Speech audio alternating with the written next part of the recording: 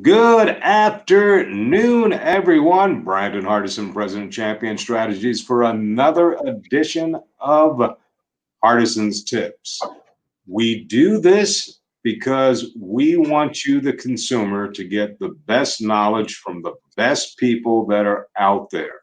So we had someone from F&I give you her perspective.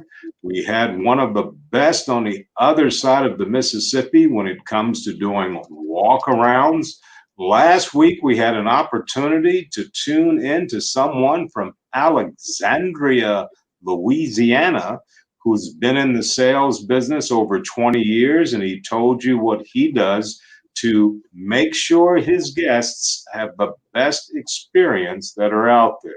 So this week, we're very honored to have a gentleman I've been knowing for about 8 years. Anytime I went around the country to dealerships, I would even ask, hey, if I hear something about service, would you be comfortable to call the person back? It may be an opportunity to do something. And we've been friends ever since, and we've had a chance to work together on numerous occasions. But let me introduce to you John Fairchild, president of Fairchild Automotive, but he is one of the best, and I can count them on my hands. And as you see, there's only five. He's one of the best in the nation when it comes to service at an automotive dealership. So welcome, John. Could you just give a quick little briefing about who you are, why you do it, just so the folks out there can hear you? Yes, sir. Yes, sir. Thank you very much, Brandon, for the opportunity to talk to you today. And yeah, I appreciate the relationship that you and I've had going way back, but going even way backer. I have been in the car business myself for 40 years. Spent 20 years in retail, starting at the young age of 15. And I've had another 20 now as a consultant, coach, and trainer. And what I do for dealers is to help them to maximize their retail growth and to be able to sustain that going forward through service advisor and service management training. So I'm very excited to be with you today and, just talk about some of what are the Hardison's tips that can help us get to the next level. Appreciate it, John. So since both of us are training and we only have a few minutes so we can get back to our people that we're training, let's just get right to it. So we know that COVID is here, and you know that from the service side, since they opened first, is there anything that you would recommend that to make the guest easy and comfortable when they come into the service area? For example, do many dealers take temperature? Do they have masks? What are you seeing from and hearing from your people? Are we trying to make the guests feel as comfortable as possible during this virus? Well, certainly, I think that it's not a cookie cutter one solution fits all dealerships answer to your question for sure. But I do see dealerships at least trying to put a cursory best foot forward approach to make sure that the customer is comfortable, make sure that they feel like they're protected. And, I'm in a dealership today that has got mandatory masks with all facing employees. And I do think that's a very good idea because the customers are at a different level of comfort, each and every one of them. So yeah, we do have to really lean on what our relationship skills are with that customer to ensure that we're making them feel comfortable to their level of comfort. I think it is a very personal thing for customers, and the main thing is to not invade and overwhelm them with something that makes them feel uncomfortable. Excellent. So from your experience, just the last part of that, do you see that service BDCs or service teams, are they just doing it by appointment only, or is it just open to the public? All of the above. I deal with a lot of different types of dealerships, and I am one that is very reservation minded for sure. And I think that we can control the experience so that the customer gets a way better experience with a reservation. But I still do have dealerships that sometimes mandated by certain manufacturers have to take walk-ins as an express service scenario. So that can really throw a wrench, so to speak, in how you're dealing with each of these customers. Because if you've got a very defined reservation process, and that you're trying to take the customers through and spend a little bit of extra care with them, makes them feel comfortable. And now we've introduced a lot of walk-in customers into that, then it can certainly create confusion. So, my best tip, I guess, for customers is let's examine your appointment process and make sure that we've got the shop flow in mind, not just the incoming in mind, so that you don't have too many customers clogging up the system. And it is a very good time to reassess how you're doing that, and to put some of the best practices in place to make sure that we don't have too many overlapping customers. And whether that be from a pent-up demand standpoint, I do see strong demand in the service department. So we do have to take a proactive approach to make sure that we're not getting too much confusion and people on top of each other, for sure. Yeah, yeah. Now, since you're out there, and I know you're also an expert with articles and putting your tips out there, this came up from a customer that hit on me a little while ago. Are you seeing technology like the kiosks in the service area where you set the appointment? Is that a big thing going on now, or not that big?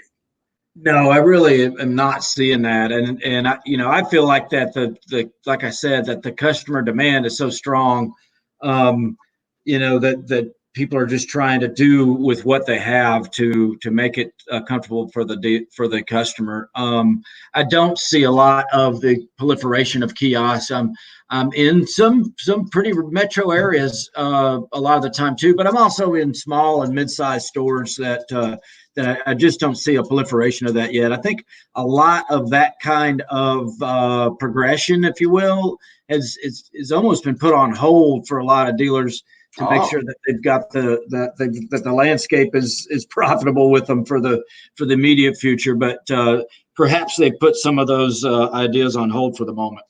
Okay. Now, you said for the moment. So when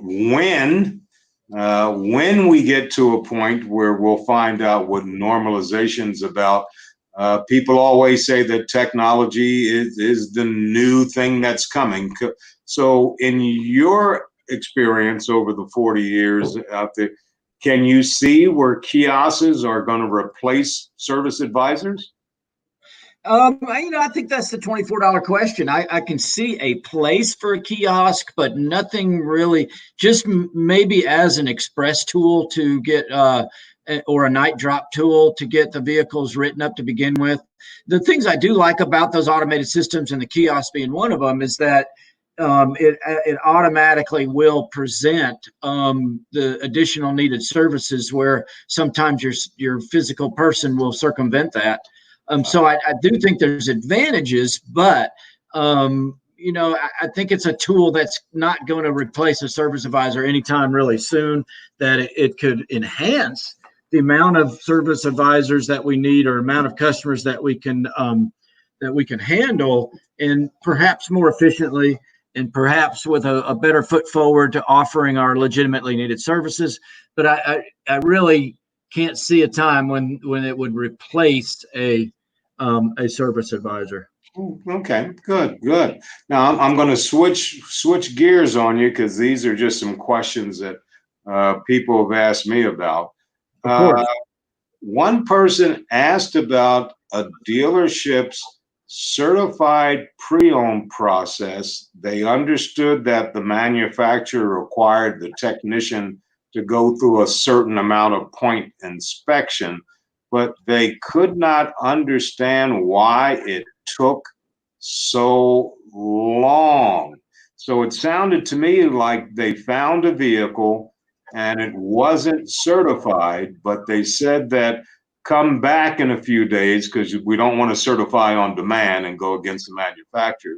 But it Right. sounded like it took a little bit of time to turn that vehicle in the back. So just based on your experience, even if a vehicle is going to be certified and get to the front line, if we go through a any manufacturer's process, what do you think the average time to get that vehicle through the CPO process, get the technician to sign off on it, and get it to the front line? What time frame should we be looking at? Yeah, I mean, not including all in, including detail and everything. I think you still need to be looking at a 3-day cycle time, regardless of the recon that is involved on there. I think your whole recon process should be shooting for less than 3 days as a benchmark. If you think about, I'm terribly aware of how it can affect the used car turn in your store, and how we can mess up the inventory control of the used car department if we let that stuff lay too far along in our shop.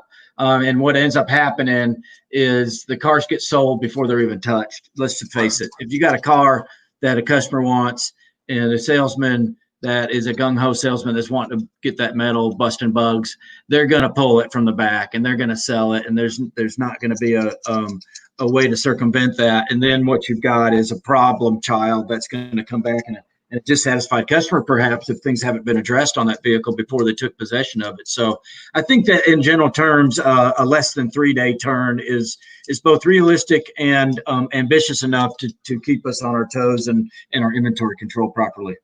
Excellent. Thank you for that. And the last one dealing with certified pre-owned, because here was another question.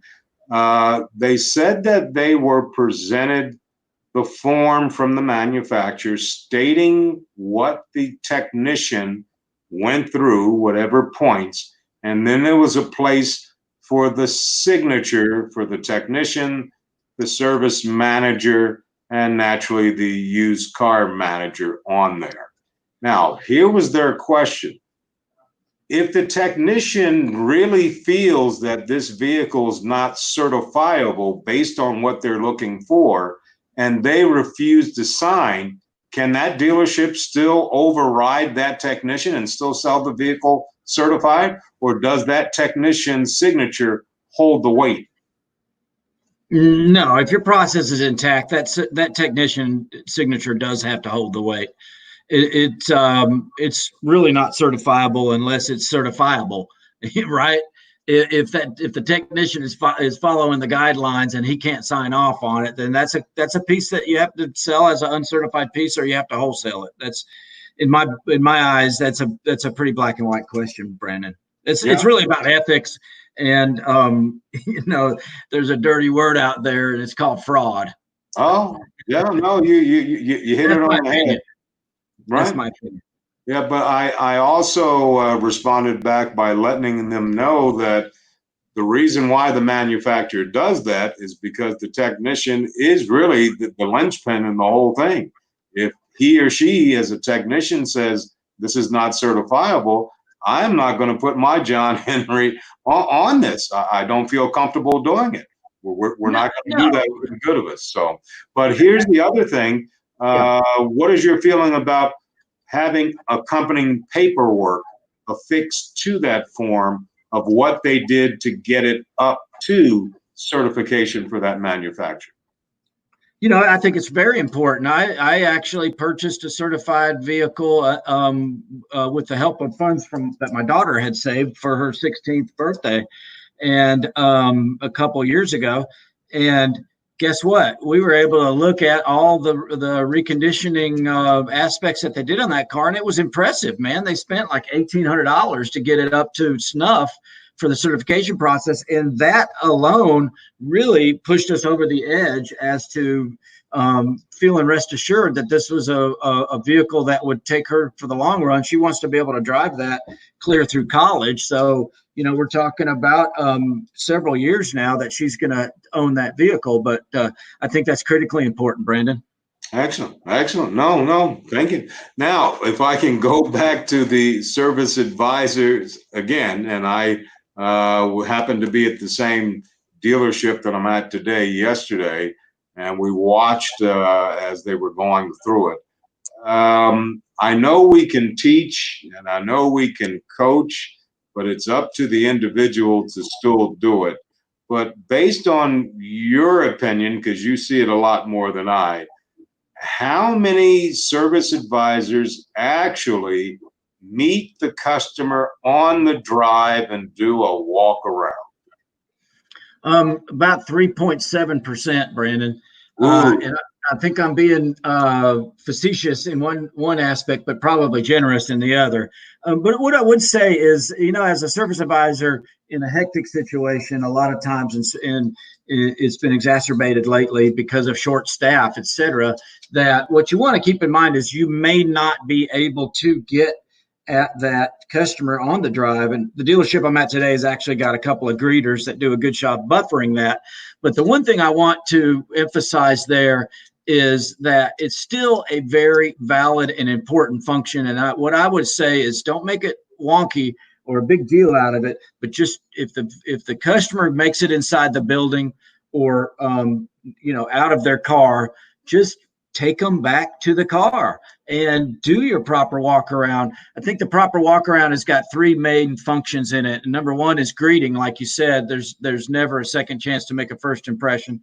Number two is building rapport. And that's one of the prime reasons we do a walk around, is to build rapport with that customer, make a connection, to personally know what the condition of the vehicle is with the customer present is a powerful tool that we can use later. And number three is really actually to make a legitimate service advising offer, and to offer them something in the drive at ride up that will make their quality of experience on their ownership to an optimal level. So yeah, whether you're not greeting your customer 100% of the time, and it's less than 50% for sure, take them back out to the car. That's my message. Gotcha. And if we did that consistently, and I do take respect of what you said, going through the situation now with some staffs being at a skeleton situation here with that. So we may not be doing it all the time. But if we did do that, it would seem like when the guest comes back to the area of operation of the service advisor, that time of getting that repair order finished, signed, so we can move the process forward, would be shortened down. And here's where I'm going. I watched a service advisor yesterday who didn't do a walk around, and at the desk where the advisor and the customer was at was 12 minutes. Is 12 minutes a normal time? Of course not. No. And as service management, we got to get out there at peak times with our people and coach and lead by example and really show them what is appropriate. And so if nobody's watching that from a service management level, that's the first point of attack there that we got to take. Okay, I like that. Almost there, because you got to go and I have to go. Active deliveries. We've done the right thing, I guess, up front. Now it's time to deal with the consumer as far as an active delivery. Anything new, different, anything that you're seeing as far as advisors when it comes to giving a good customer experience on the active delivery? Absolutely. I think one of the most important aspects that we leave to chance during active delivery is setting the customer's next appointment with a statement not a question. So if you've got a BDC that will follow up with your customers to ensure that they show up, it's the most powerful thing that you can do is set that next appointment reminder with a statement, not a question. Let me explain. If I say, Brandon, can we go ahead and set up your next service appointment? It's a very open-ended question that's going to lead to various amount of pushback from your customer because they realistically don't know. But if you'll follow the lead from your dentist and just go ahead and schedule an appropriate appointment for the time frame needed, it can be a reminder. And so if you just make a statement to say, hey, Brandon, I went and set up your next appointment reminder. I'll give you a card with that information on it and the date and time. Someone will be calling you back to actually confirm that, and we can certainly reschedule as necessary. So that right there with an active delivery is the one step I see people missing big time. And I know we have limited time. We can go into many facets of an active delivery that are very, very important, but that is the one that's going to bring them back to you. And when I say back to you, it should be back to you personally if you've got a personal relationship with that customer, not just back to the dealership that you're working at. Does that make sense? That makes complete sense, John. And yeah, we'll get you back and we can just drill down and just talk about that. But yeah, I appreciate you letting me take my lunch break here. I'm like you said, I'm at a dealership, so I appreciate you letting me have a few minutes here to talk with you. Okay, same here. But anything you got going on coming up? Anything you want to let the folks know about? Well, I appreciate that. You know, I will be sponsoring the Fixed Ops Roundtable September 24th. I'm not sure if it's virtual or live yet because we've had all this COVID, but there will be information coming soon that on social media that I'll share with everybody. So thank you for letting me plug that. And certainly if anybody needs me, they can always reach me via social media. I'm glad to help anybody. My passion really is helping people, and that's what I've made my career at. And I really love what I do. So if I can help you, please let me know.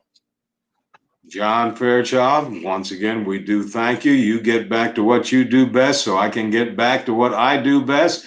Everybody out there, we thank you for watching another edition of Hardison's Tips. And as always in parting, you go out and make it a champion day.